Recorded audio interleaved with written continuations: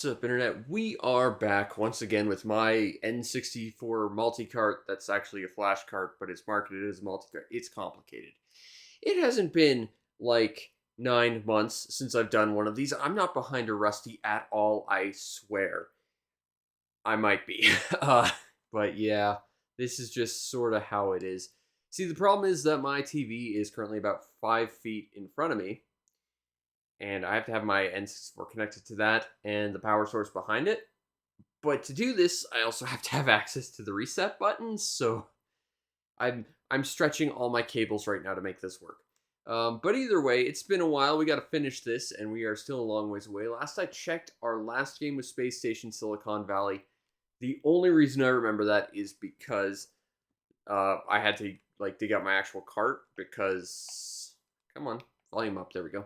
Okay, so Space Station Silicon Valley. The only reason I remember that is because I had to dig out my own cart because it kept bugging. And to be fair, that's not the multi-cart's fault. That's how that game was programmed when it's used in an N64 with the expansion cart. So, yeah. Now, Space Station Silicon Valley. There it is. Okay, so our next game is Spider-Man. I rented this once. I remember enjoying it. It's probably not that good a game, especially the N64 version compared to the PlayStation one. I'm sure.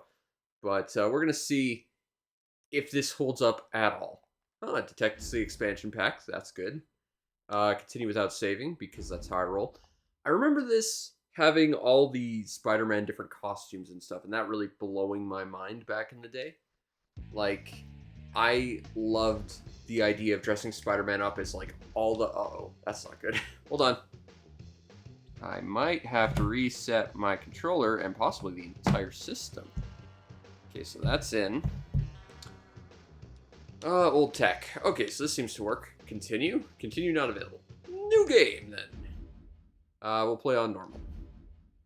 This game supports Rumble Pack. Well, I don't have one, so that's okay. Alright. So, Dr. Octopus is doing Doctopus type things. Peter Parker is in a tux for some reason, being suave and stuff. He's basically the next James Bond, we all know it. And now it's Spider-Man! Yeah! Can we get to the fight? Can I press start and skip it? Yes, I can. Okay, that's good. Welcome, true believers and newcomers alike. Spider-Man co-creator Stan Lee. Oh, rest in peace, Stan. We find Love our you. hero Peter Parker, better known around the world as the Amazing Spider-Man, in a heap of trouble. But this is just the beginning, Spidey fans. So get ready for a true superhero action thriller. I think audio's a little low on my side. Twists and turns, more supervillains than you can shake a web at, and of course, non-stop web-slinging, wall-crawling. Okay, I think that's good. He said, gonna have to check his computer because it's a mile away. Hey, Spider. Yeah, that ought to be good enough. Oh, it's Black Cat. I know there's been some trouble. Played by but the Jennifer bank's Hale. wrong, and they've got hostages. God, she was hot in the Use your cartoon. Spidey compass to get to the bank quickly. That's what I remember about the Spider-Man cartoon. Christopher Daniel Barnes' Spider-Man being awesome and Jennifer Hale being Black Cat was incredibly hot. And Spider-Man should have absolutely ended up with Black Cat, I'm just gonna say it. Okay, so, what do we have? Hey, Spider-Man, come over here. When a building is close enough, you can swing to it by pressing the R button. Why am I getting tips on how to do things from Black Cat? Shouldn't Spider-Man know this stuff? Okay, RB. There we go. Right bumper. It is not exactly like Miles Morales style Spider-Man playing. What's up, Cat? Spidey! That's a web cartridge. You can carry up to 10 of them. Okay, let's carry a bunch of these things then. Woo! Uh-oh. I think that's spider sense, or also incredible amounts of photosensitivity warning issues. One of those two things. Or both. Could be both. Oh, the camera auto centers. That's not going to be awkward at all. Okay, so I have no control over the camera. My attacks are mapped to the C buttons. Oh, but I can do that. That's kind of cool. Web throw. Alright. Okay. Okay, so there's danger on this. Let's not have a seizure. Hopefully. Kick him off the building, Spidey. I remember playing the tie-in movies to like the Tobey Maguire movies, and they were kind of okay. The first one was weird though because you could play as Harry Osborn as the Green Goblin as a hero, and he was just incredibly facetious and rude to everyone, and it was hilarious. But the game itself was pretty crap. The second one's the one everyone remembers because it was good. Although that has the issue of Tobey Maguire being not very good as Spider-Man. Not that I'm opinionated or anything. At all. I swear. I might be a little opinionated, Shot though. down those police choppers. Yeah, just my luck. I'll probably get blamed for that, too. Is that the bank ahead? Yes, but be careful, Spider. I saw the chopper dropping off on. Shouldn't Black Cat have a mask? Thanks for the heads up, Cat. Alright, well, let's go. We've got Spider's Manning to do. Woo! When I'm hurt, these will help restore my health. Alright. I didn't need to be told to hurry. I can infer that, Spidey. Ugh. Cat was right. It's the Jade Syndicate. Honestly, I just want to see the new Spider-Verse film, but I have to wait till March for it to come out. On the bright side, Phil Lord and Chris Miller's Clone High Season 2 is out, and that's not as good as the first season, not gonna lie, but it's still pretty good. I like Clone High, though. Ah! I'm getting Spider-Man from this guy with a gun who's not very good at Spider-Manning. This is nowhere near as dynamic as the PS2 or PS4 games. All right.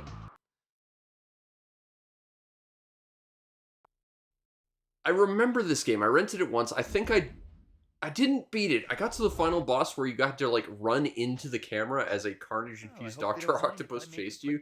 I kept running into like bits of the environment that slowed you down and he just insta-killed you. I remember it being awful and sad. Still, you know, I rented this. I have... Oh, that's cool. Make a glass ceiling. That way you can see through it. That's actually intelligent design right there. Ooh, auto-reverse my controls there. Oh, cool. There is like a stealth element to it. They can't actually detect me if I'm up on the ceiling. Okay. That's actually a pretty good thought. They do have hostages. I have to make sure they don't get hurt. I assume I need to be in there, though. I'm not seeing a way in without that guy noticing. Is there anything else that looks noteworthy that I can just sort of stealth around? Because I've always enjoyed the idea of Spider-Man for stealth. Oh god, it auto-reverses your controls, like, every time you do that. It's very weird. Okay.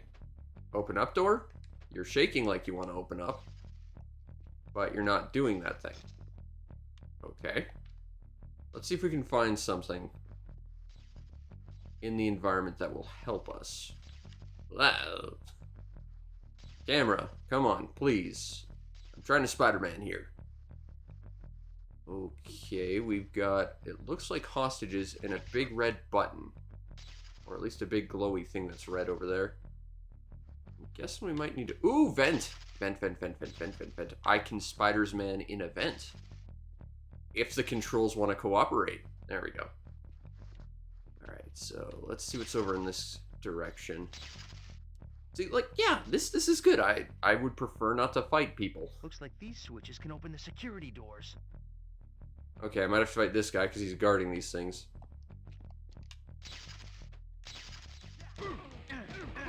It's not exactly Arkham-style gameplay, I'll say that much. Okay, that does one thing. It's kind of nice that the webs seem to auto-target the... What? Oh, I think I understand. Okay. So the guy basically got released.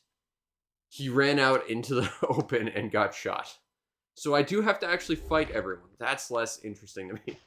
I don't like Well, I hope they don't mind if I make a the quick forced deposit. mechanics. I mean, Spider-Man is a very versatile character. Embracing that versatility is what makes him very, very good to play as, you know?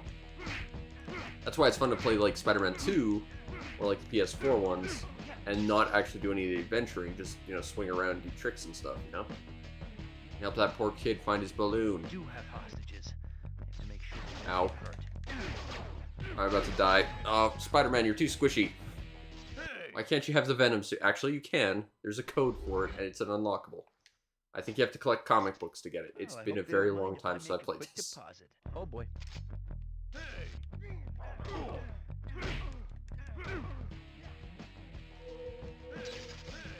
It seems like you kind of have to use your webbing to just sort of stun them to start a combo off.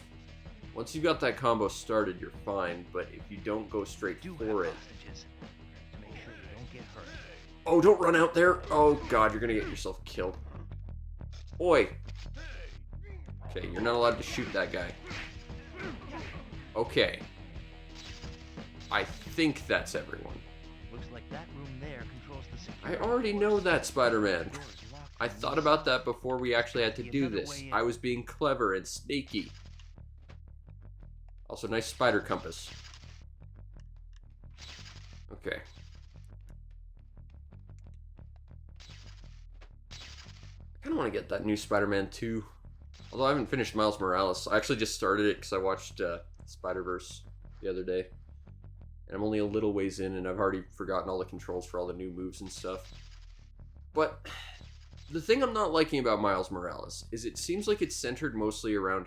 Because the game itself is basically just a Looks like DLC. these would- It's mostly centered around, like, doing, like, challenges and stuff. And the challenges were the things I hated the most about the other PS4 Spider-Man game. Like, they weren't deterministic, and there were so many things that could go wrong that would just cost you your thing if you want to try and complete the challenges, and I hated them. I just wanted to, you know, Spider-Man around for a while. I didn't want to have to deal with challenges and stuff, but if I wanted to complete the game, I had to do these challenges, and they just weren't fun. So I'm hoping the new one does not involve those challenges, but it does seem to involve Venom, which looks cool. That's coming out in a couple months. Haven't seen any new hostages. It might be wise to stick to the ceiling. Get a lay of the land. Because our whole goal is to protect these hostages. Okay, so we got 2 guys and a bunch of hostages. Okay. Here's what we're gonna do. We're gonna hop back here. Drop down. Spray you. Spray you. Spray you. Okay, now I've at least aggroed them, so the hostages have a chance to escape. I mean, the plan was basically to just have 2 of them stunned at once, but that didn't want to fly. But everyone seems to be safe, and that's what matters. I think Spider-Man was also a character you could unlock for the Tony Hawk games that are made by the same developers. Well, going down. So they just reused the character model from this. Uh-oh. I'm gonna be in trouble in about a sec. I don't know what I just did, but I web cocooned myself. I'm guessing that's an AoE thing. Okay. So... it seems like pressing up and another, C up will, do some Spider-Man nonsense or something. I do not understand. Oh, no. Alright, next game. Fair enough, Spider-Man, but also, screw you, Spider-Man. I remember enjoying that game, though. That had all the unlockable characters. That was the one thing that the Tobey Maguire Spider-Man game didn't do well, is no unlockable skins. And Tobey Maguire Spider-Man, of course. Now, our next game is going to be Star Fox 64. I own this game. I got it in a bundle with a bunch of other stuff. I like Star Fox 64. It's, I think, the one everyone fondly remembers. I liked Star Fox 2, you know? Star Fox 2 was pretty good. I feel like that never had a chance to survive because of this game, though. Because, of course, they had finished Star Fox 2, basically, and they just couldn't release it because the N64 was coming out, and they thought it wasn't going to make money, it was just going to lose money, so It's about just time start you working on a showed new up, Star Fox, You're let the this only hope basically for our complete world. game go to waste. I'll do my best. Andros won't have his way And with it me. wasn't until the SNES Classic that we actually got any sort of access to Star Fox 2. And it was good, at least officially. I mean, Pirates had access to it forever. It was good, too. I quite liked Star Fox 2. Open the wing. But I think this is the one everyone remembers, because after this it was Dinosaur Planet, which wasn't even a Star Fox game. And it was a bad Star Fox game when it was one. And then there was Star Fox Assault, which was a Star Fox game for about a level and a half, and then it was just a weird multiplayer design third-person shooter that barely worked. Every time I rented that game, and I rented it quite a few times, I tried to unlock the Wolfen, and that is the hardest thing to unlock, because nothing wants to unlock for that. You have to, like, play 1,000 levels. And the thing is, you're playing a multiplayer game by yourself, or at least I was, because I didn't have friends. So, I don't even... That's the thing, it's like, after I had about 500 levels, I'd have the realization, you know, I'm unlocking this thing for this game I don't like. For a game that I don't enjoy, so that I can't unlock, like, anything else. Like, all I'm gonna unlock is something for something I'm not having fun playing to begin with. It's the same thing with, like, achievements in games. You're trying to... You're being motivated by something effectively meaningless. And I think the sooner people realize it, kind of the better. But, you know, if you like achievements, all the more power to you. It's just... I see it as pointless motivation for nothing of value. This is horrible. But I've always said, like, achievements should give you, like, some kind of digital storefront discount or something, you know? I've got such a high achievement score, give me a 10% off digital things so I can continue to enjoy your platform or something. Everyone wins that way. That's how I've always seen it. Nope, it's not C up, it's C left. But I didn't take damage from that, so... Joke's on you, game. You got an enemy on your tail. Okay, so break is C down. Thank you, Peppy. I know that the flip and the barrel roll, the flip and the somersault are like the same combination. So half the time you try and do one, it's the other. Hey, I'm just gonna shoot you in the back, Falco. It's not like you're the only useful teammate. Oh wait, no, it's exactly that. Something's wrong with the G-defuse. I'll just save your butt with all my bombs because I don't know how to do this properly. But that's how you do the... Well, that's half of what you have to do to get the good ending. See, I've never really understood Star Fox 64, though. Like, the first level, you end up fighting the same first boss as the original Star Fox. And it feels like this is almost a retelling of the original story, while trying to be a sequel, while trying to be its own thing. It's... I'm not sure how to classify this game in relativity to the original Star Fox. And of course there's the DS game, which was, as I understand, more or less a good game, aside from the fact that it was entirely stylus controlled. Like, you could get away with, you could get a, like, modded version that didn't use stylus controls. I've heard that game's actually really good. But, I'm gonna keep shooting you, Falco. You're supposedly the skillful one. I found the target. Try to keep up. But, yeah, it's like, you fight the same boss as the first game, and it's almost like the game doesn't acknowledge that the first game ever happened. Like, this is the first time you're fighting Andros, because before this it was your father. Which makes me think that this is supposed to be basically a reboot to the series, which almost feels like every game in the series tries to be a reboot of it. Aside from after Dinosaur Planet, like making Crystal an official member of Star Fox or whatever. I just don't understand how these games work in terms of, like, continuity. Incoming enemy from the rear. Drop altitude.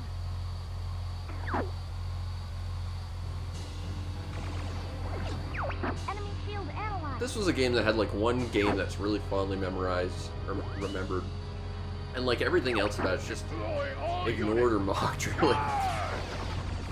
And I'm the only one who likes Star Fox 2. It's impossible for anyone else to have liked that game. That's just fact. I always wanted to try Star Fox Zero. Never had a chance to, though. Aim for the open spot. But of course, that's a game that, similar to the DS one, was absolutely hampered by its need to throw in useless connections to peripherals that really just got in the way of the game. That's a shame. Like, I feel like if someone could hack a version of that didn't require you to use two different views at once, and all the gamepad stuff, it would actually be pretty good, I imagine.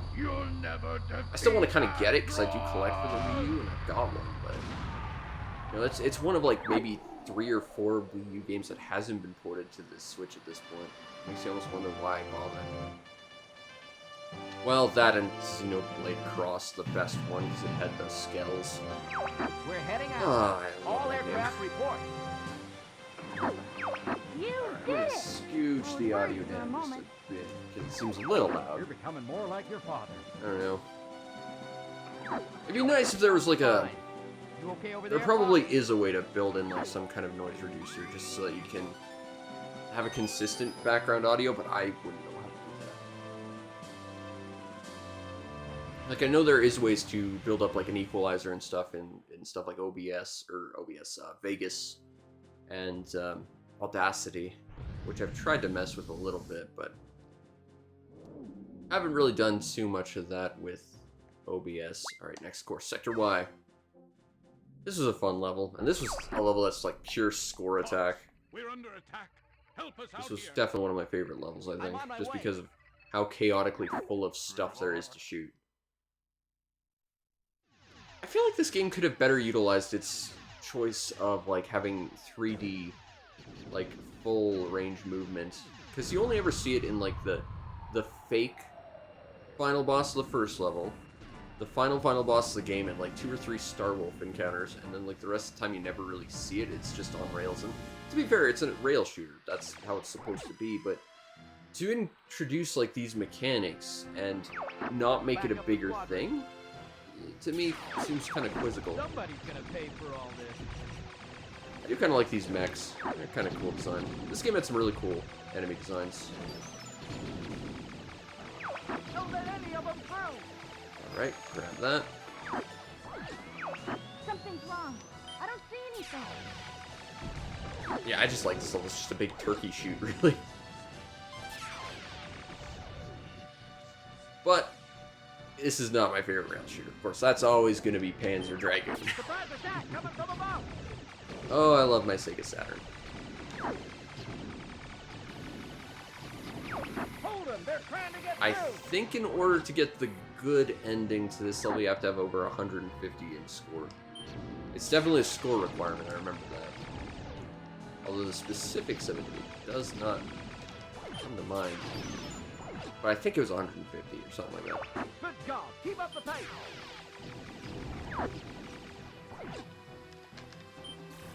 I do like that you can, with the homing attack, then use one of your bombs and your bombs will home. That's a neat little trick that I don't think all that many people knew about.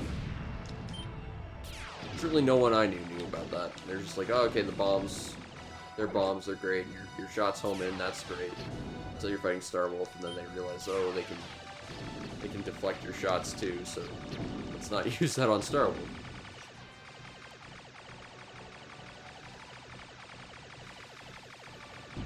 Ow. I'll take care of everything below. Okay, that was... What's neat about this level, too, is there's Hey, multiple... Einstein, I'm on your side. There's multiple paths. Like, we could have gone below had we angled the camera. But it's not... It's never, like, overtly clear, though, which is kind of a shame. Escaping? I don't think so. Don't get jumped, Slippy, like you like to do because you're Slippy. Leave me alone. Oh, God, slip up. Alright, let's go.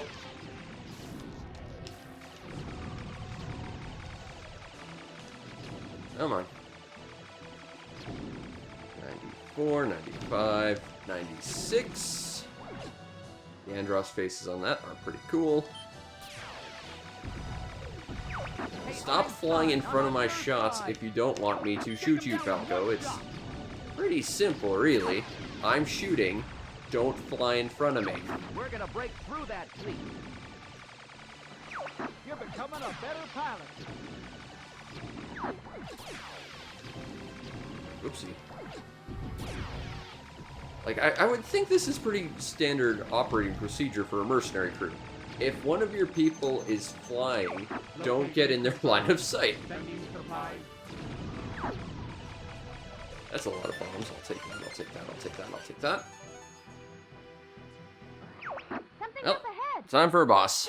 Let's see if I did it well enough. All range mode. See, now we get to fly in 3 dimensions, which is really cool. And I find it weird that this is a new feature that, like, doesn't get used. Enemy Now, One thing that's actually kind of neat about these enemies is they actually have a different model. And I know this because I actually looked them up on a model viewer. And they do have slightly different looks to them. Gee, quit moving around. Okay, come on. The purple one's a little hard to see. Shoot, I'm taking damage. I might have shot you there. But again, stop flying in front of me, damn it. Keep up the good work. Right, there's another one. Alright. Body just yet. And then this guy, he's supposedly super powered. I think he just has more health. It's time to try our new weapon. He has a little launch pad that follows him into battle, although it does basically nothing. He doesn't really have all that much health. Really. Like, I've... Yeah, there we go. Not that big a deal. Let's see if I got the extra level, because I'm not sure I did. I'm genuinely curious, and then we'll move on. So, I remember there was like that Independence Day level. I somehow beat that without killing any, or without getting any of the other people killed. We're heading for Yes, Rockland. we did well enough to get the bonus level, which allows you to go in a submarine for all of one level, and then the rest of the game never uses that feature. Your skills have improved. But, folks. yeah, there's a level where you have to fly with, like, a bunch of mooks, and they just die instantly. And I remember at one point, I did actually beat it without getting any of them killed, and it was, like... You get, like, an actual special ending to that level if you do it like that, and it's such a pain to do. Because they get themselves killed so easily, and it's so easy to just kill them yourself. But I did it, and I was quite proud of that. It was cool that the game acknowledged it. Alright, so what do we got next? Something space-based, I assume, or star-based, rather. Star Wars, probably, which means this video is immediately going to get hit by some sort of copyright claim, I'm sure. Damn you, John Williams, my mortal enemy. And your awesome music. And Disney. Freaking Disney. Alright, so Star Soldier, The Vanishing Earth. I rented this once and hated it. But it is a classic vertical scrolling shmup, and it's probably a lot better than I remember it being. I think when I rented it, I just wasn't in the mood for a shmup, so this might actually be quite good. We'll see.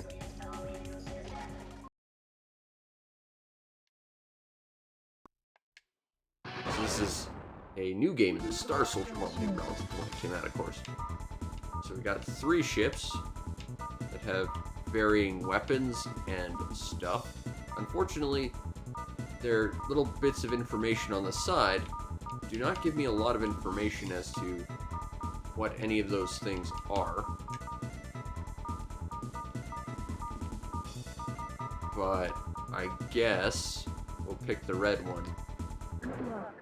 Good luck indeed. Mission 1, rumbling. Let's do some rumbling. Oh, realistic space station simulator. Good.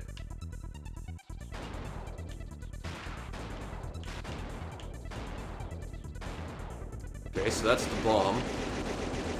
And that's what we've got for a weapon. Our little pea shooter. This reminds me of Raiden, but much less good than Raiden. And now I just want to play the Raiden collection I have on my Xbox 360. Because that was a great deal. Okay, so there's a little Star Fox-esque shield if you press the button. Presumably, that will let you roll if you, or let you deflect a shot. Yep! Okay, so we got the G diffuser, I believe it was called, in Star Fox. It's cool that they give you combos, like, relative to every single wave, though. I kind of like that. That's great for the arcadiness of it.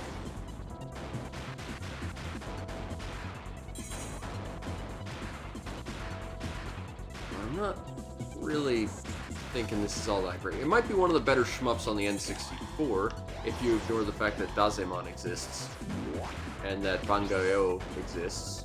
Because there really weren't that many shmups on the N64 for what that was worth. Certainly not North America, but I don't think the Japanese library had that many either. N64 library in general was not that big relative to the PlayStation's. And I don't think it was half as varied as the likes of the Saturn. So I don't think it had all that many shmups at the time. I think a lot of the things around now are just trying to be mascot platformers, like Gex, which is apparently getting a reboot, because of course it is. Gex. It's surprising. I have a pretty big history with Gex, and I've never talked about it. Maybe when it gets out, I'll make a video about it. Freaking Gex. God, I hate Gex. Ooh, that was kind of cool. Little teleporting in monsters from the foreground. Hey, I just fought this guy in Star Fox.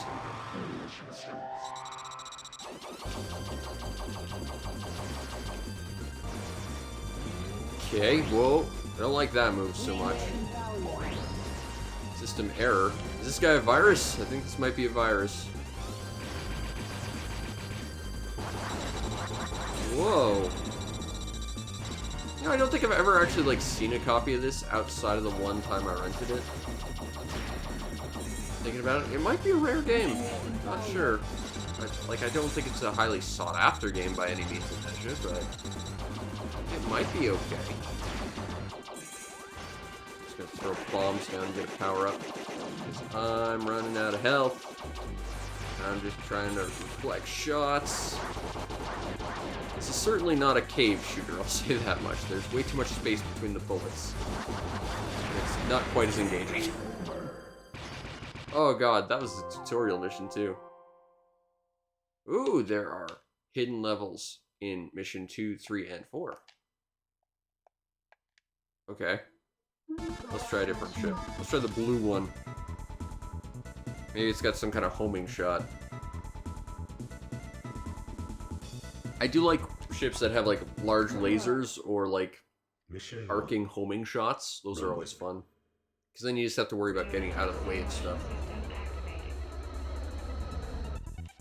Oh, we got lasers. They're effectively like the last shot, except slightly bigger. So it should be more likely we hit stuff. Ideal.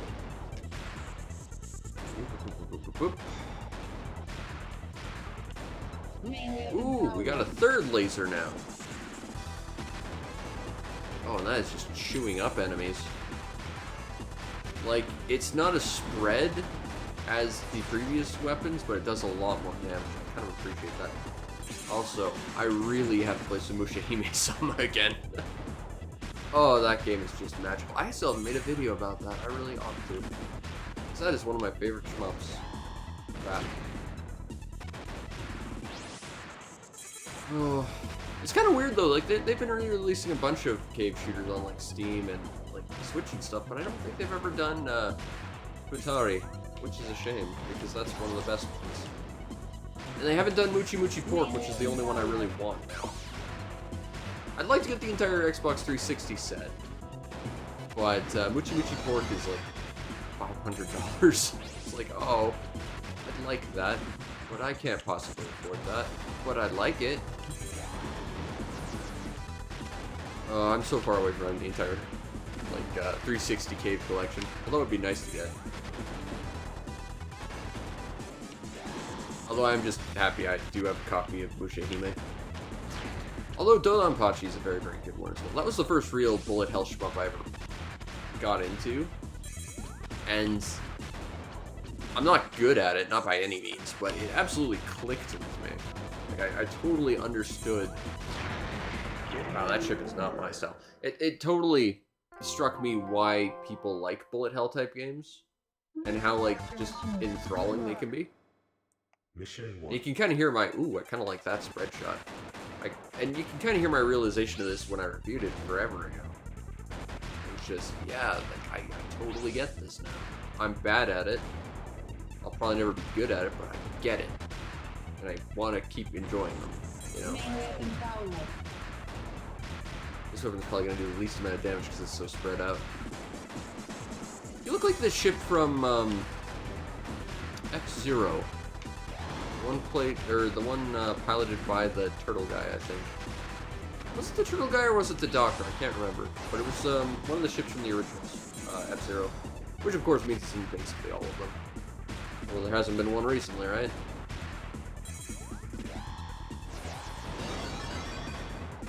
Oh, I got some kind of bonus sound effect from that. Okay.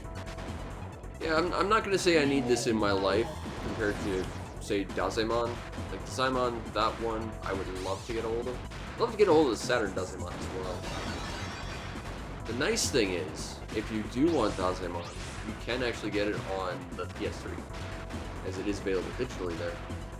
In fact, there's 2 available digitally, one of which has like a really cool second disc that has like 100 levels of just fan-made games. It's really quite cool.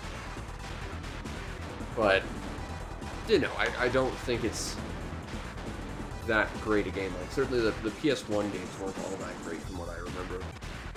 But the N64 one was interesting because it could be both a horizontal and a vertical shmup. And it was the only game that actually utilized polygons. Of course, I've shown that off doing this series. That's one I'd like to get a hold of for sure. But I think Dazemon in general is just a fascinating series to talk about.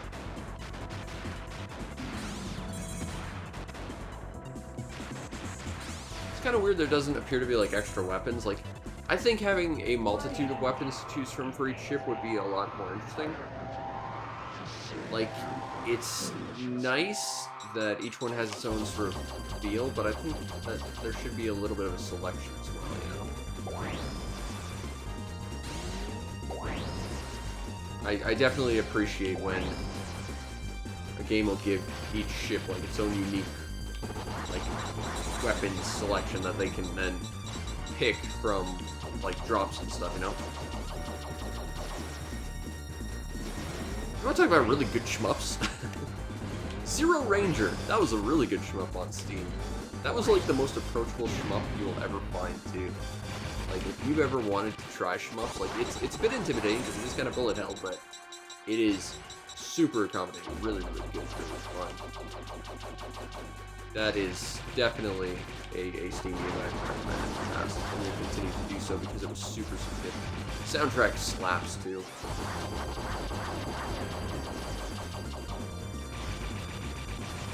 Whoa. Okay. Doing okay, I'm not dead. I do appreciate the wideness of my shots, though. It does mean that I have at least a certain sense of... Up till now, it meant that I had a certain sense of I can at least avoid stuff. Ow. Okay, so I can deflect those...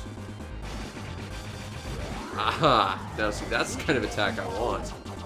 Unfortunately, that's my bomb, but... And my bomb does not seem to track that core of yours. And I think I'm dead. Oh well. Oh well. It's not bad. It's not great. It's not bad. Alright. So that was... Next is going to be Star Wars. So yeah, my video's about to get copyright claimed. Great. Episode 1 Racer. This is the only Star Wars N64 game I don't own. I've rented it a whole bunch, though. And, of course, it's been re-released. But, of course, I want the N64 version. That's the one I grew up with, you know? And I've got the rest of the set, so why not? Okay. Here we go. LucasArts. Oh, I remember when they used to exist. It was a much better time. Because they existed. Now, of course, this is sort of a downgraded port of a Dreamcast game that was in and of itself a downgraded port of a arcade game. Of course, the Dreamcast version's the one you actually want, too. But, yeah, Star Wars is a racing game.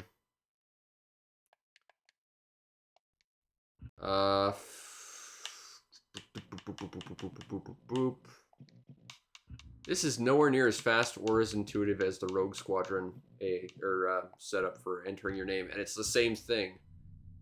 Okay, so it can be Anakin Skywalker or Jake Lloyd. This guy named Dud. He looks like one. This guy. I refuse to play anyone named Elon. Odie Mandrell.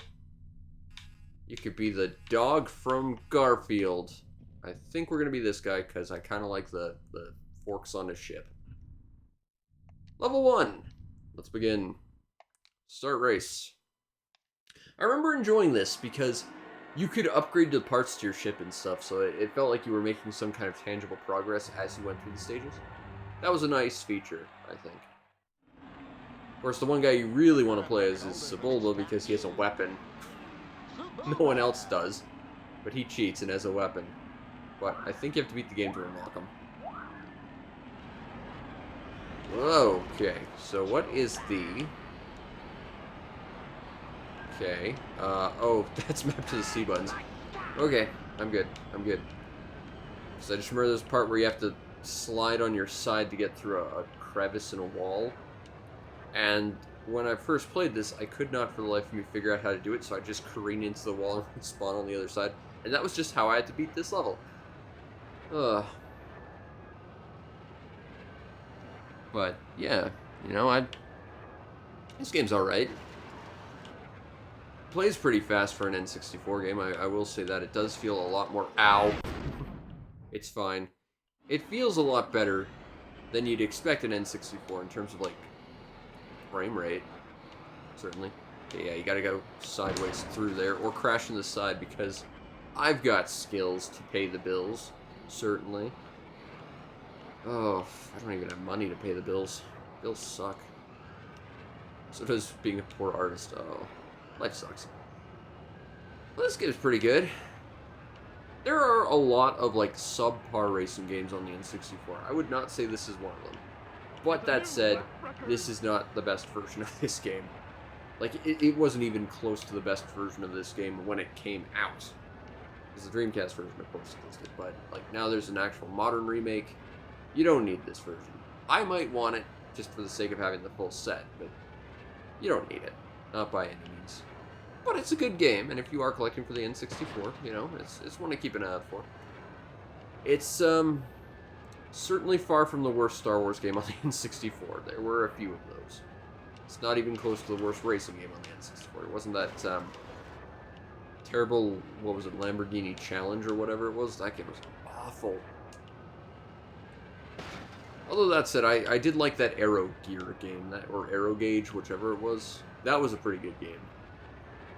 I did like that. That was a really obscure racing game I kind of liked. I also like that Airboarders game, but that game is hard to find. That's an import I'd like to get as well, since my N64 is import modded. It's a new lap record. Although that said, region modding an N64 is like the easiest thing in the world.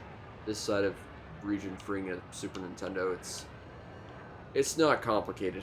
I did it in like an hour in one afternoon. And then you can get N64 games super cheap, because Japanese games, at least from what I remember, it's been a while since I've actually collected for the N64. But Japanese N64 games tend to be significantly cheaper than North American ones, just as a good general rule of thumb. Whoa! Plus you get a bunch of games we never got in North America. That's a big plus, too. You get the custom Robo games. Those games are awesome. Ow. Yeah, when I was a kid, I just couldn't figure out that you had to turn your ship on its side to get through there, so I just careen into it every single time. And now you get to see that experience. But we're so far ahead, it doesn't matter. Not by a long shot. And there's a brake, and there's like a supercharge, if I remember correctly. What is that button? Because I know there is like a button to like boost. That ain't it. That's supposed to be like a first-person view, and that is, because it's in between your forks, you'll like lose every ounce of visual clarity in what you're trying to look at. Oh, it came in first by about 5 seconds, and then the guy who cheated came in second. It's kind of neat they're actually like using photos from the movie of like the actual characters. That's kind of cool. And I do think this game does actually feature the voice of Jake Lloyd, which is cool, if you're an Anakin guy. Oh, he got dumped on a lot for being Anakin. And then his life went real downhill, which is sad, because, you know, he was a kid. He didn't deserve that kind of stuff. I've heard a lot of really shameful behavior from the Star Wars community just for how much people dislike this movie and the trilogy, and, like they take him out on the actors. Like, I've heard some really sad stories about some things that happened to, like, the guy who played Jar Jar Binks. It's like, okay, yes, he was a stupid character in a bad movie, but He doesn't deserve that kind of crap. It's just, it's sad to see that people are willing to attack, you know, people who are just trying to do their best to do their job in a way that creates something meaningful for someone else, and it's sad. Like, even if what they make isn't good, they don't deserve that kind of crap. Whoa. Alright, there we go. Final lap. But I'm in first. But we're also playing on the easiest championship, so I'm not too worried about it. Okay. Whoa. Can I shunt myself side? Whoa. Okay. I was trying to see if I could, like, shunt myself sideways using the shoulders. But that didn't work. Whoa. There we go. I know there's, like, a taunt button as well. You can, like, just start hurling insults at your opponents. But unless you're playing Anakin, you'll never hear it. Okay, we can now be this guy. Now, this is one thing I find really quizzical, though. Like, again, aside from, like, Sebulba, who cheats and has a weapon, therefore he's objectively better than anyone else on here. Why would you ever want to... Like, we just unlocked a new character, but why would I ever want to play that character when I have a character I'm already using and, in theory, am spending, like, the time and money that we're earning from these races to upgrade a ship? Like, there's no reason to invest in any of these new characters because I've already got one I've actually put some investment into. Although in this case it's just emotional investment, such as it is. But it's just, I don't really understand the need to unlock all these characters. I guess it's to create some sort of sense of progression beyond simply allowing you to buy and upgrade your ship, but I don't know, it just seems kind of weird. It's like, yeah, there's a new character I can play as, but I've already got a character I've put upgrades into. I'd have to start back at basically level 0. There's got to be, like, some kind of incentive for it, and it just, I don't see it. Whoa. I do kind of like that you have to, like, micromanage the energy in your... Oh, okay. You do have to micromanage, like, the health and energy of your 2 forks. That's pretty cool. Whoa! That was not pretty smooth flying, Fox. Okay. There is a thrust, there is a boost button, I know there is. I cannot for the life of me find it though. Ooh, there's a repair button, you just have to hold that button down for an absurdly long time. Okay. Okay, so that's slow down. That's sideways the other way. Forward. I cannot figure out what the boost button is. I mean, I don't need it, but... kind of nice to know what it is for when I do need it. Because I'm sure there was a boost button. Whoa! Repair! Slow down. I have not played this game since probably 2001. Maybe 2002. Oh. And thinking about this, this might have been the very last N64 game I rented. I remember because my neighbors had their kids over for whatever reason, and you know, I wasn't social, I didn't have friends, I got harassed and bullied by everyone, but I remember spending time with them, and my parents told us to go to the video store and rent a game. And there was something I specifically wanted to rent, but they wanted to rent this, and because they wanted to, I actively just got what they wanted because I'm that guy. I actively try and look out for everyone else first. And we were into this, and they played it for about 2 seconds, hated it. And, you know, it's not a bad game. It's not what I want to rent, but I just remember that was the last time we ever rented a game. Because I remember, specifically, I wanted to rent Mega Man Legends. I got, you know, and that's a good game. And so is this, but this is what I rented last, and since that day I have not seen a copy of this anywhere, like not even used game shops or anything. Not that I have any of those anymore. Never really had them to begin with, but even GameStop usually had a couple N64 games.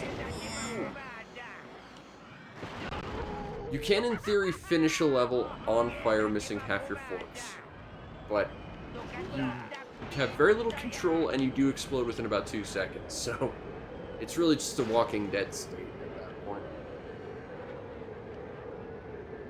But, you know, this game's fine. There's nothing really wrong with it. I just think there's better versions of this game out there. And better racing games on the N64. And better Star Wars games, because, like, the second best Star Wars game of all time was on the N64.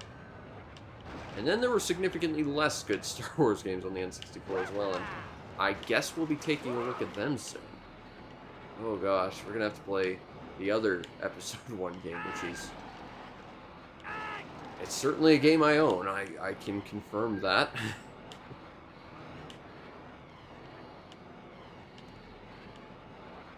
It's so weird, like, I haven't played this game in forever, and yet I do actually...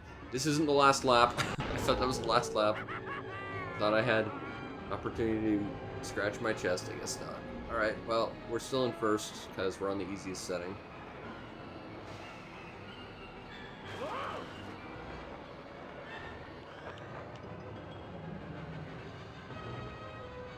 Alright, come on.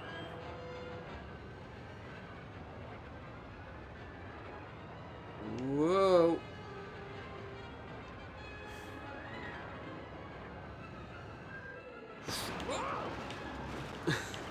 Okay, there was a weird dip in frame rate that could put the control out of my hands.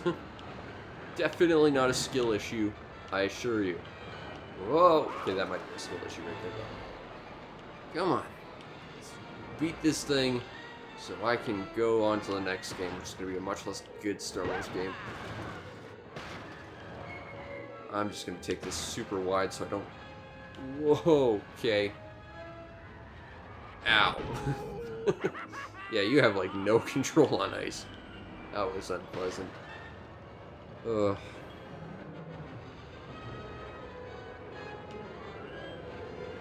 Come on. We gotta be getting close, I imagine.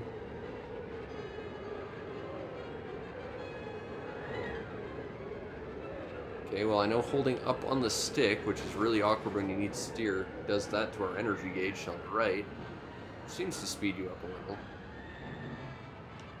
And pulling back on it actually slows it down. Interesting. Although I'm not sure, like, what kind of actual physical control that gives on the three-dimensional space of our ship.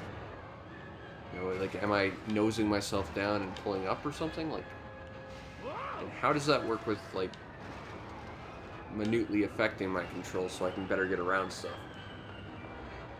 This is definitely the kind of game that you gotta feel your way through, I think. Not a bad game, though. Better versions exist, but it's not a bad game. Okay, so that was 4. On to the 5th game.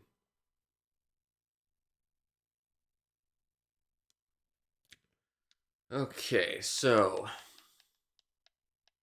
Ooh, Rogue Squadron. This is the good game. This is the game I like. This is the second best Star Wars game out there. I know a lot of people like Rogue Squadron 2. But this is the one that I think is the best. And I'm gonna just say that. I don't know if this is gonna detect my save data or not. I guess we'll find out. This was by good old Factor 5, back when they existed. Oh, that was a much nicer time too. I think I need to just scooch down the audio a bit more. Hey, I remember them. They used to exist and it used to make me happy. They made Monkey Island and other things. Yeah, I've never really played any of Factor 5's other games. Like, I never played that Lair game, which is apparently a very good thing. But I never played the Turrican games either. Those games are really hard to find, so I doubt I ever will. Unless you play Universal Soldier, which is a rebranded Turrican. Which I actually just learned about, like, yesterday. Nope. Doesn't remember any of my save data. That's great! I thought that was a save file thing, not a cartridge-based thing, but I guess it must be. But either way, ambushes at Mos Eisley. We can play as the X-Wing, and I think if we beat the game, we can play as the V-Wing and the A-Wing, but until then, we only get the X-Wing, which is a little lame. Mainly because I like the V-Wing, because it's not in anything else. And it's one of the coolest ships. And here's about where I lose any monetization of this video. Thanks, John Williams. I can't skip this either. I'd very much like to, but you're not gonna let me, are you? You know, you shouldn't have the ability to copyright me if it's not something I can get around if I want to show off a game that you put out. At this point, you're kind of forcing me into this situation, which is basically entrapment. And I blame you, John Williams, and also Disney. If I remember correctly, Luke Skywalker is actually played by Porky Pig in this game. He does a great job as Luke. I think in general he was Luke Skywalker whenever no one wanted to fork out the money for Mark Hamill. Which is understandable, but also counterpoint, he's Mark Hamill. He's awesome.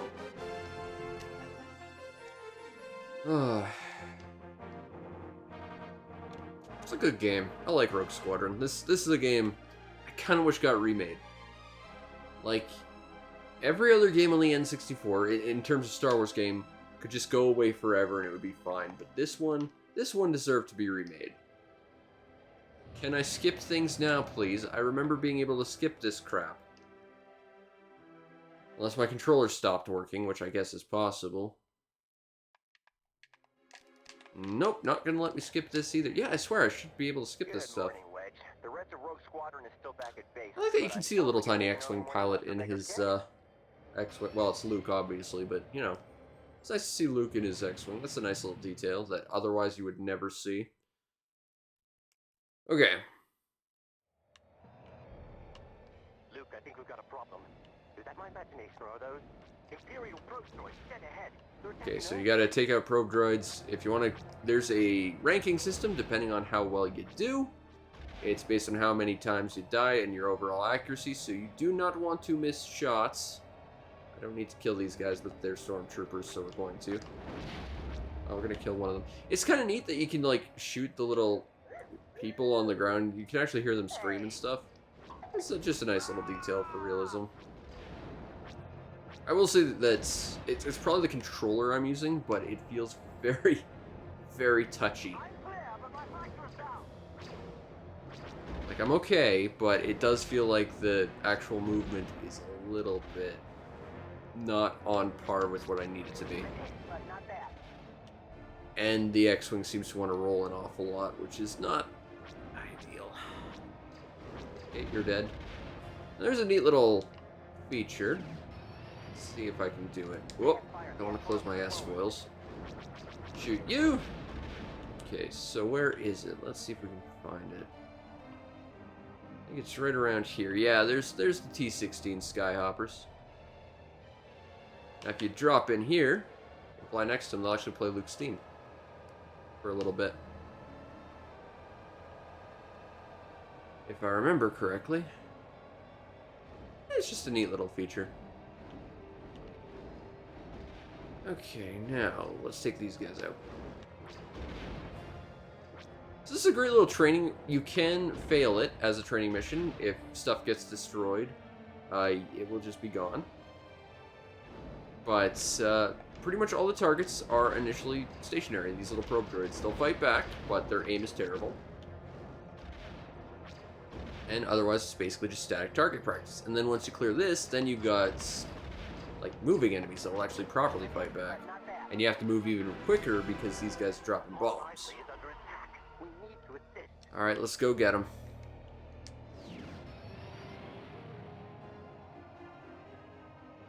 Now, if I remember correctly, if you blow up Jabba's palace in here, you get chastised for it, but there's a hidden power up there. That will then carry over, because it's a permanent power-up.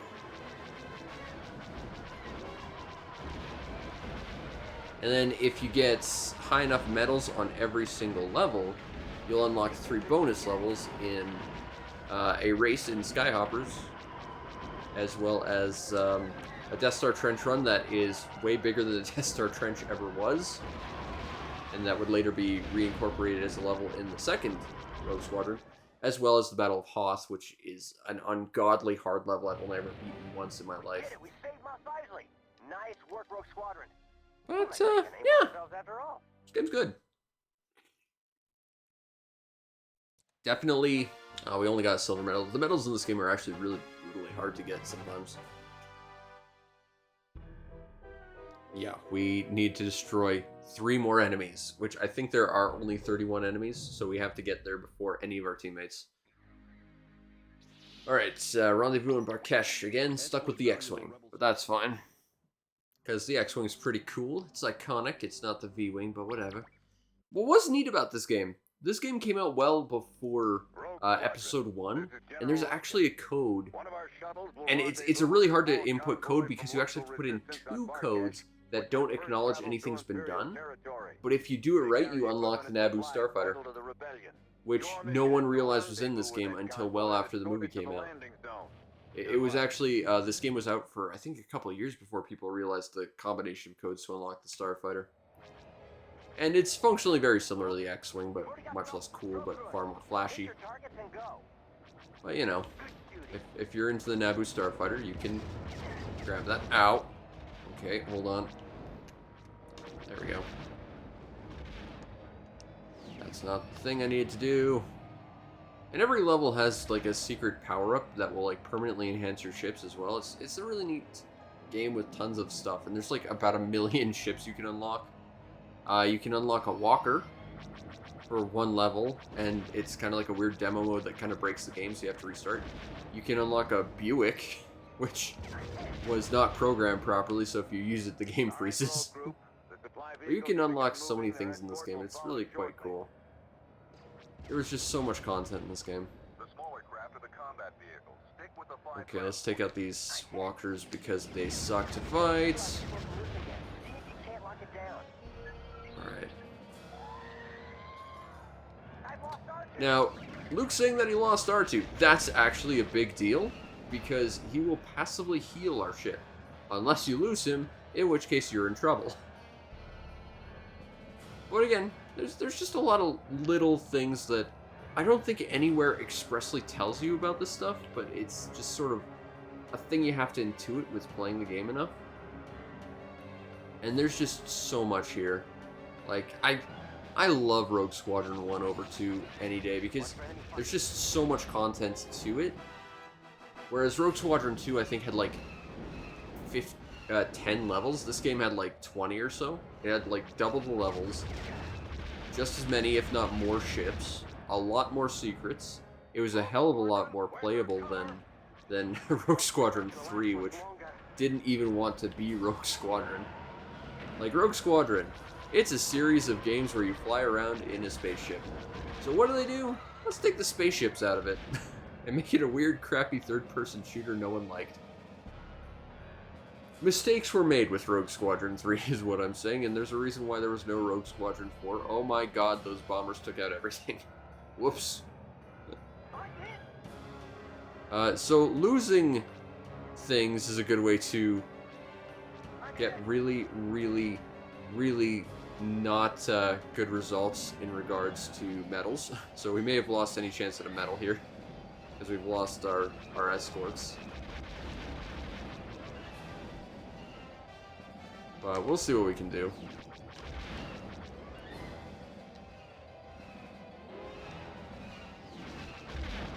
Okay, so there's all that. Now we just gotta be careful about getting shot from behind or bombed. All things that are entirely possible and indeed likely to happen. Also, we can't go too high because there's turrets. Now, if I remember, the bombers show up to do just a standard bombing run, just in a straight line around here, I think. So we got to be aware of that. So they'll probably come in around this direction, I think. Got to keep an eye on that compass. Looking for any red ticks. This really messes with me because I played a lot of TIE Fighter, and red ticks were the radar ticks for Rebel crafts. There they are. Whereas green ticks were the Empire.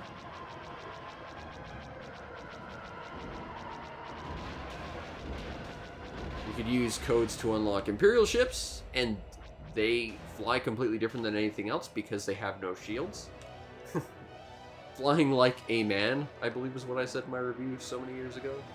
You know, you gotta have no shields while flying. That's how you know you're doing it right. You can tell I spent hundreds of hours playing TIE Fighter back in the day. Still the best Star Wars game. I actually just got word that they've been working on like a total conversion mod of Rebel Alliance to basically make a modern rendition of TIE Fighter, which is pretty special. That makes me happy. I would play that. In fact, I should probably try. Okay, well, I'm going to take out this turret before it shoots up our escorts. And I think we're going to get more bombers coming in from this way. I think there's a small enemy base out in that direction as well. There's one. And if you go and blow up that base, you get the bonus points and the secret power-up for this level. Unfortunately, we're probably going to get taken out by enemies if I go for it, but we can try. Don't think we're going to make it, but we can try. Oh, God. Okay, that bunker's what we're looking for. I'm pretty sure that bunker's what we're looking for, but I just crammed into it, so we might not know. The game might end first. Okay, well, this is my last ship, so I'll stop dicking around. Did we game over? We might have. Nope, I think we made it. The shuttle is clear. She'll pick up the rest of this cargo. The Rebel Alliance will appreciate those supplies. I like this game a lot. Oh, sure, I can skip this cutscene. Actually, I might not. It might have just straight up ended. Alright, well, we got a bronze medal. At least we got a medal. You can actually finish without a medal. We need to kill 3 more things, which we could have done after all those turrets, certainly. Search for the Nona. This is a weird level. I think it's the only level in the game that's like this. This level actually is randomized. And I had so much trouble with this level as a kid. As a kid, I really struggled to beat this level. So, it's a defense mission. We have to protect that thing. It's a very long-winded defense mission from what I remember. And the thing is, it can be in one of, I think, 4 different locations. And it's random. And this is the only level, as far as I can tell, that actually contains randomness in this game. I'm picking up multiple signals. Ties and coming in fast. Yep, there's lots of TIE fighters. Oh, they're interceptors. Alright. A hard left. Ow. Can I restart? I feel like Actually, I think it's going to carry over my lives, so... can I restart? Abort level, yes. That was too embarrassing. I need to try again. I remember, like, when I was a kid, I played a lot of TIE Fighter. I never played X-Wing, though. So when they first came out on GOG, I played it. And the first level, they gave you an A-Wing. The A-Wing is very much like a TIE Fighter. Like, it's very, very fast, very nimble, no armor. And it was the first level that really clicked with me. And I remember, like, there's an infinite spawning number of enemies in the level that gives you an A-Wing, so I ended up just going nuts with it. And by the end of the mission, I think I had, like, 300 kills in one level.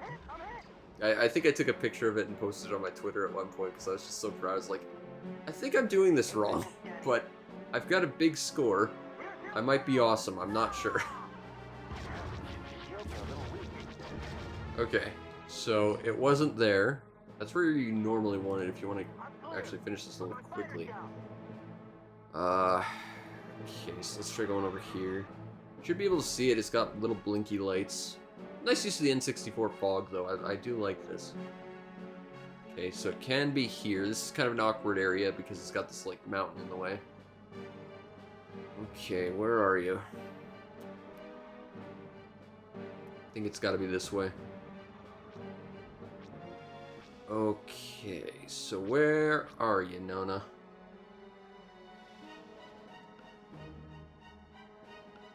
Notice that my teammates are shooting to the music. That's quite stylish. There it is. Alright, now the defense mission begins. Whoa! Okay, that thing's gonna spawn enemies endlessly and it has unlimited armor. I don't think you can kill it. I have tried. So what we're gonna do is desperately try and kill everything that comes out of it, because we gotta defend this stupid ship. And then they're gonna spawn bombers that we don't want to deal with. The interceptors are basically just here for us for the most part, though. So it's really just avoiding anything that this thing drops out, like these walkers we don't want to deal with, that we don't have the armor to deal with. Oh god, we're dead. Okay. To be fair, it did not restore my lives. I'm willing to take one more shot at that level. I don't think we're going to beat it, though. That level gave me a lot of trouble. And then if I remember correctly, the level after that is a really protracted level that has you, like, defending 3 cities on 3 different stages of a map. That's, like, dropping in walkers and stuff. And at one point, you have to, like, you have to use your snow speeder to trip an AT-AT, because whenever there's an AT-AT, there's, snow speeders that have to trip them. It's just an obligatory rule. And you have to do it in basically a canyon where you have no room to maneuver. And tripping those things in this was just so unpleasant to me as a kid that I couldn't do it. So when I played this as a kid, I basically got to this point and just said, I hope someone else has played this and has, like, saved data on the cart so I can play other levels, because I'm not getting past that. Alright, there's nothing here. It might be that it picks on reset, so if that's the case, then Nona should be in the same place. I think. Unless it's randomized based on when you start the mission, or something else. I have no idea how the randomization in this works.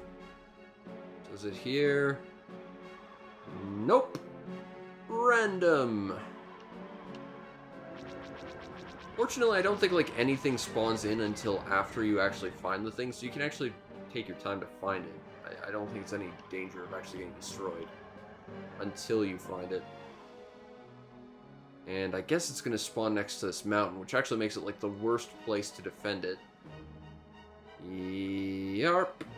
Okay, Rose. Let's keep the crew out of danger until our shuttle can pick them up. Alright, so we're doing this now. Oh, hey, this thing spawned in again. Yeah, it just spawns whenever you get there. Freaking Nona. Okay, so here we go. I don't think I've ever seen this thing spawn the mechs. Yeah, I think it does so when you're not looking at it. Which, to be fair, yeah, I guess you don't want to make it too apparent that stuff's just appearing, even though we have a map that actually tracks when stuff's showing up. But it's really bloody obvious. Okay, so that's our shuttle. I really like the shuttle design, the Lambda shuttles. That is peak sci-fi ship design. I would love to get a model of that. Although, to be fair, you know, I got a 3D printer. I could make one, I guess. If I could get any sort of sense on how to use it in an effective manner. I'm still the most rudimentary at actually using it. I've built 2 things. A prop for my uncle and an action figure for me. Okay, this thing's spewing out more things now. Oh, ATPTs. You won't see these outside of this game. There's a mission where you have to protect them, and they are like the most paper-thinned mechs ever. And you have to wonder why someone decided to steal a pair of these guys so that we had to defend them, because they are just awful. Ow. Joke's on you. You have as much armor as I do, but I had more health. Although my touchy controls are making aiming kind of a pain. Oh! Okay, let's not crash into our teammates. They might say some bad things about us, and rightfully so. Okay, more are coming in. I think they just spawn in endlessly from the same location, too. And they don't seem to react to your pathing. Although I think they do react to... if you take out their flight lead, they get a little bit confused. Like, because they show up in flight formation. And they do seem to have a certain degree of programming in regards to that, but if you fly in a straight line in front of them, they'll just crash into you sometimes. I remember this taking a lot longer. Maybe I was just used to be really, really, really ungodly bad. I can believe it. I was the kind of guy when I played Mega Man, I had to look through the photocopied hint book and hope that someone left a code so I could play with all the weapons, because I couldn't beat any Robot Masters. Oh, I just love that design. That is such a cool ship design. Whoever came up with that design, you know, you need an award, because that is just great. Unfortunately, it's very slow flying, and I'm significantly faster even with my brakes on. Also, for whatever reason, they bought one of these things that doesn't have a tail gun. So it's entirely useless. So now these guys are going to go after it, and we have to try and defend it. Which is a problem, because those things have quite a lot of weapons on them. Old TIE interceptors flew quite a lot of those in TIE Fighter. Oh, crap. And while I'm watching myself die, those things are going to keep shooting at that. We don't get any respite for that. They're going to continue shooting our ship while we have to sit here and just sadly deal with it. Okay. I have actually failed that mission by shooting the machine trying to take out the interceptors on its tail. It's embarrassing, and I've done it. Get your squadron out of there.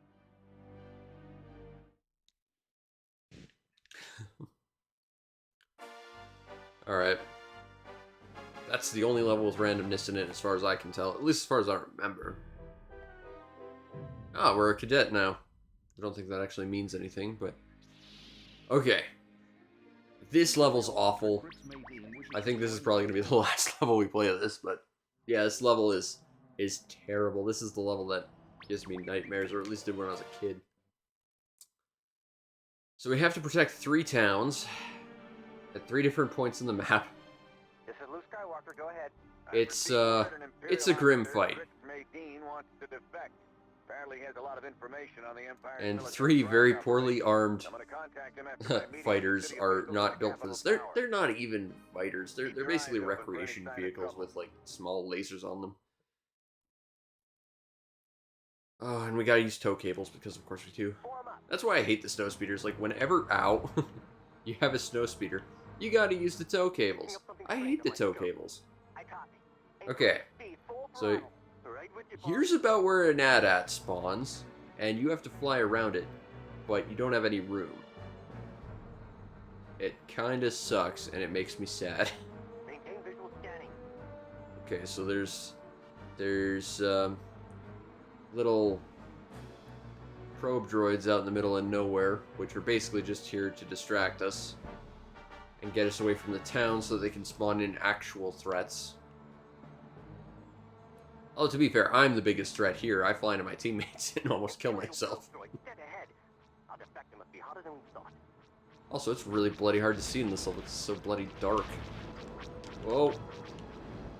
I'm hoping it looks at least a little bit better on playback. But I can't see anything right now. I think my TV might be tuned a little too dark. But I don't think I have, like, any settings in it. Like, I've tried checking the settings, and I don't seem to have any, like, clear command and control over contrast or lighting. It's just vaguely defined. Do you want cinematic mode or normal mode or whatever? It's like, ugh. Okay, now there's a bunch of bombers, and we have to sit here and watch the town get blown up, and it does take damage in that cutscene. So, unfortunately, it's taking damage while we're away, and it's taking damage while we have no control. Which is a bit dickish. Not gonna lie.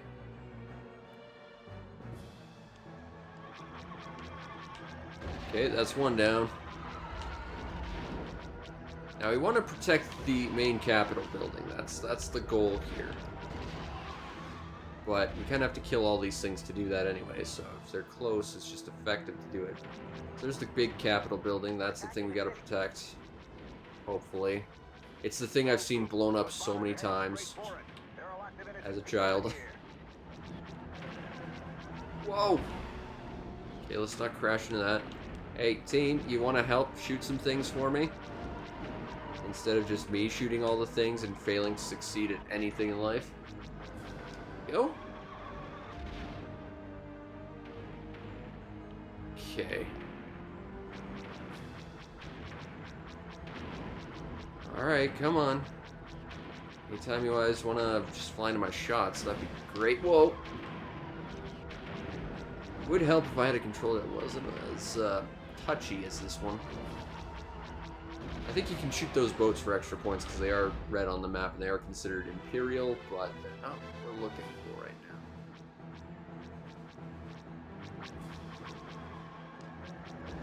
Okay, you're just going to pop in. That's fine. Oh, here are two more. Try and cut off their angle of attack as much as I possibly can. Alright, that's one down. The other one's right behind me, so there's nothing I can do about it. More spawning in.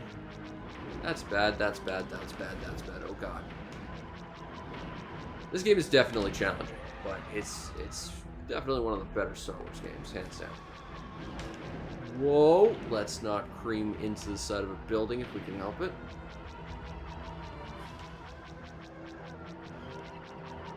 People might say bad things about me, more than they already do. Can you hear me?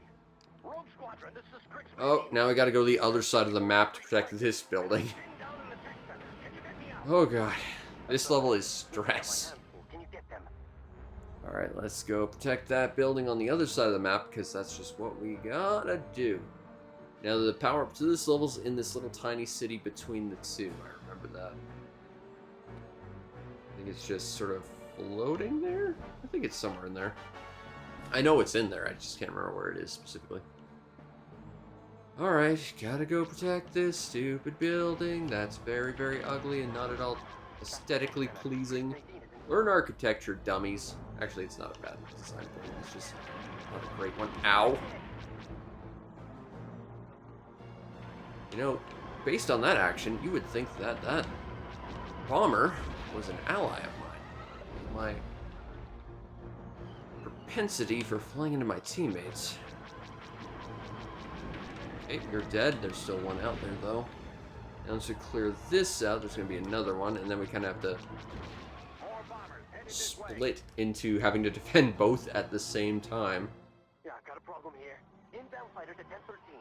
Hold on. Yeah, this is bad. Oh, also Han's here now. Han, Chewie, well, what are you doing here? How you doing, kid? Thought I might give you a hand. This is my hometown, after all. Well, that's nice. Okay, but we're still probably going to fail this mission really badly because this is a really freaking hard mission. Bear in mind, this is mission 4. Oh yeah, there's a mech. We have to deal with that. Use your harpoons and tow cables. I gotta remember what the button for that is. Okay, and then, yeah, then that happens because the camera's a little bit not your best friend right now. Oh god, I hate this level. And anything involving the tow cable, because the AI won't do it for you. The AI will take out other things, it just won't do this. And the problem is, if you get far enough away, it'll disengage it, and he can walk into you, and judging distance is kind of a pain. You can't fly between the legs either. You just have to kind of make this happen. And hope you're close enough. Ow. Okay, I'm just gonna run into your legs again, that's fine. I hope this is far enough away so I don't crash. Vindication! Okay, now I just gotta kill all the bombers. Oh, good! They just stopped a pair of scout walkers outside my building. I feel like it's gonna take a little while to get there. So I'm gonna try and take care of this problem right now. Okay, one down. Two down. Is that everything around here? It looks like it is. Whoa! Evacuating the people off the top of the Capitol Towers. Okay, yeah, we gotta go over there now. But unlike the other mechs we've taken out, we had, like, missiles and stuff. This thing doesn't. Like I said, it's more a recreational vehicle than a weapon, so... We have that harpoon, which is going to do jack all. Also, we can see a little war breaking out down there. That's kind of nice. Oh, good, there's another one of these jerks. But he's so far away, it's not going to matter right now. Right now, we got to deal with these guys.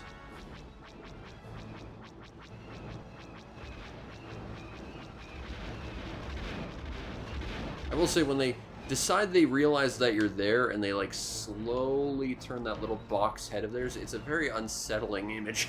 It's just like, oh, this is gonna be unpleasant for me, is it? Okay, that's one down.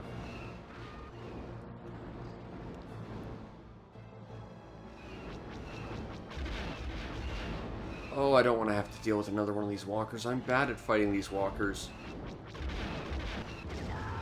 I don't think it's going to matter much, though, because I'm pretty sure that was my last life. Nope. Okay, I got one more chance to cock this up. Good, good, good. Holy crap, that thing is making progress. Okay, come on. How many more of these things am I going to have to... Okay, there, that guy's dead. Now I gotta deal with you. Oh, God. Okay. Gotta try and stay close, but not too close. If you get too close, you'll die. But if you're too far away, you disengage it because this thing sucks. Bear in mind, the Hoth level, you have to, like, do this in triplicate. I think that might have been too far away. But again, it's a little hard to tell what your attack angle is here. And I can't tell how close to the ground I am, so it's a little bit scary. Come on. Come on. Yes! Commander Skywalker, we're dispatching a shuttle to evacuate Medine. Keep those ties off its... Okay, now we gotta go defend a shuttle. I forgot about this. Alright. So let's go find the shuttle. There it is. I'm seeing no ties right now. I think... Oh, they're coming in from this way. Oh! And that's how you know that shuttle was friendly to me. I crashed into it. Oh god, there's even more of them. Okay, well. We'll just make this work somehow. Okay. I think that's everything. I mean, I think there's still one more tie out there, but... I think for now we're okay. I'm not seeing any bombers. I'm not seeing any more ties showing up, and that other one must have just flown off. I think we're okay for the moment. Get a moment to breathe, at least. This level is just stress.